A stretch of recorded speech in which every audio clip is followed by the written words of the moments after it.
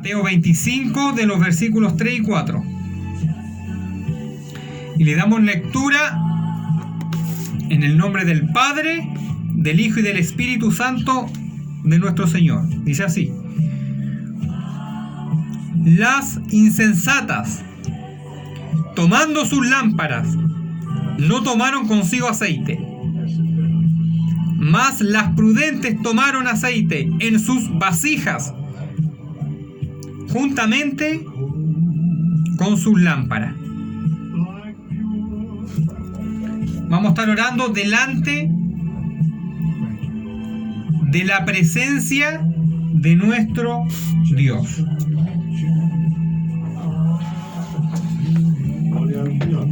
Padre Celestial, amado Dios, venimos delante de su presencia.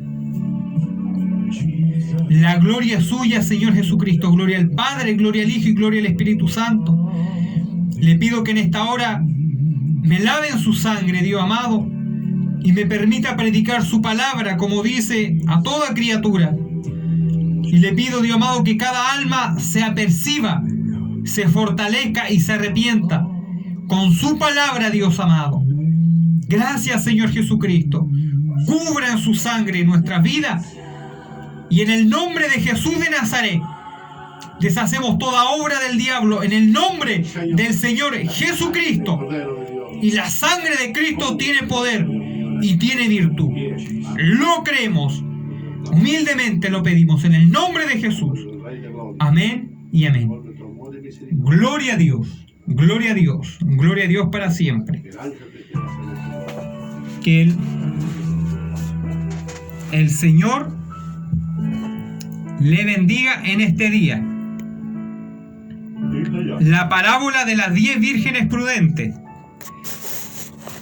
Todos conocemos esta parábola y sabemos a qué se refiere. Y como es de esperar, el Espíritu de Dios nos vuelve a advertir. Nos vuelve a advertir para que estemos apercibidos, para que no andemos divagando de un lado para otro. Y estemos esperando la venida, cuando el Señor venga a buscar a su iglesia. Estemos esperando el arrebatamiento. Y el Señor retrata el arrebatamiento como las 10 vírgenes prudentes. Dice que el reino de los cielos será semejante a 10 vírgenes prudentes, a 10 vírgenes que tomando sus lámparas salieron a recibir al esposo. 10 vírgenes, 5 de ellas prudentes y las 5 insensatas. Pero en general las 10 vírgenes simboliza a la iglesia universal. Simboliza a la iglesia de este tiempo. Vírgenes, esperando al esposo para poder entrar en las bodas del esposo. Aquella fiesta que el Señor retrata en su palabra. Entonces las 10 vírgenes simbolizan a la iglesia de este tiempo. A todos nosotros nos simbolizan. Y dice que todas ellas tenían lámparas. Todas ellas tenían lámparas. La palabra de Dios es una lámpara. Lámpara es a mis pies tu palabra, dijo el salmista. Entonces la Biblia, la palabra de Dios, es una lámpara. Porque la iglesia universal, el pueblo cristiano y aún muchas religiones se guían por la Biblia.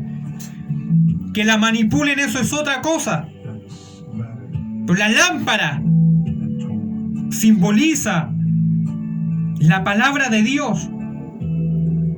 También puede simbolizar el corazón de un hombre. Pero más que nada es la palabra de Dios, porque es una lámpara. Sirve para alumbrar nuestra vida en este mundo. Entonces las 10 vírgenes estaban esperando al esposo. Salieron a recibir al esposo. 5 de ellas prudentes y 5 insensatas. Prudente. La palabra prudente es alguien que mide sus acciones con el motivo de no causar algo malo para alguien o para sí mismo. Esa es la palabra prudente. Y yo creo que también aquí el Señor la resalta así como algo que está percibido, que está esperando algo, que está preparado. Pero más que nada la prudencia tiene que ver mucho con alguien que mide sus palabras antes de hablar, que mide sus acciones antes de actuar, para evitar futuros daños. Eso es alguien prudente. Y alguien que hace eso es alguien que está apercibido. Es alguien que se prepara para algo. La otra 5 dice que eran insensatas. Y la insensatez es cuando alguien hace lo que quiere y no le importa las consecuencias de sus acciones o de sus palabras. Alguien que le da lo mismo. Alguien que no se prepara. Alguien que habla y le da lo mismo si produce algo malo, si hiere a alguien.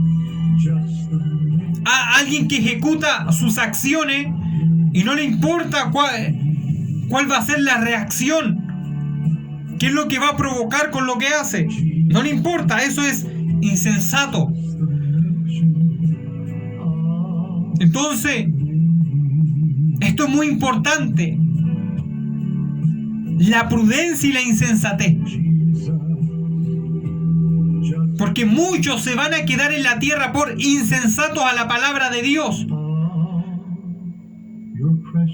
Porque han creído, pero no han actuado conforme a lo que han creído. Sus palabras y sus acciones no están conforme a la Escritura.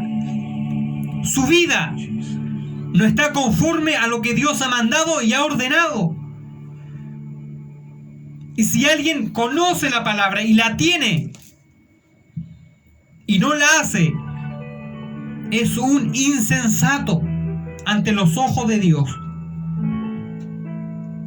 Mas el que escudriña la palabra, el que ha recibido a Dios y vive por ella, es prudente ante los ojos de Dios. Por eso que el Señor nos ayude a todos nosotros a ser prudentes, porque hay que estar esperando al Señor Jesucristo. La prudencia y la insensatez. 5 de ellas eran prudentes, 5 se guiaban conforme la palabra de Dios. Ambas tenían la lámpara, ambas tenían la palabra, pero 5 la ponían en práctica. Y 5 le daba lo mismo, pero esperaban a Dios. Y hoy en día la cosa no es distinta. Vemos gente que dice ser cristiano o cristiana, conoce la Biblia, pero no vive conforme la palabra del Señor. No vive conforme la Escritura. Es insensato, pero aún así, a pesar de que no viven conforme la palabra, esperan a Dios. Tienen la palabra, son insensatos, les da lo mismo, pero esperan a Dios. Es más, creen que va a venir, creen en el rapto, pero no viven conforme la palabra de Dios. Y eso es triste. Porque si nosotros queremos ser arrebatados juntamente con el Señor en la nube, Debemos de vivir prudentemente conforme a su palabra y desechar toda insensatez. Y ante los ojos de Dios, insensato es aquel que no respeta ni vive conforme Dios le ha mandado a través de la Biblia, de su palabra. Ante los ojos de Dios es una virgen insensata. Pero aquel que guarda su palabra, aquel que a pesar de que le ha fallado, pero le pide perdón a Dios, se levanta y se esfuerza por vivir conforme manda la Escritura, ante los ojos de Dios es una virgen prudente.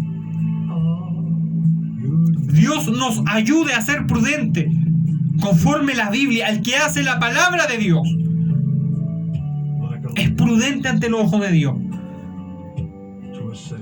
Pero tristemente muchos tienen la palabra de Dios, tienen la lámpara, creen a la palabra de Dios, pero no se han convertido a Dios de todo corazón. Hacen lo que quieren, y lo digo con respeto. Hacen lo que quieren. Creen en el rapto. Es más, están esperando a Dios. Pero por su insensatez no van a volar con Cristo. Dios nos ayude para estar entre ese grupo de vírgenes prudentes que vuelan con Cristo. Es triste tener la palabra pero no vivir por ella. Y hay algo bien claro que Dios dijo: sin amor y sin santidad nadie verá a Dios. Sin amor para con Dios y para con el prójimo,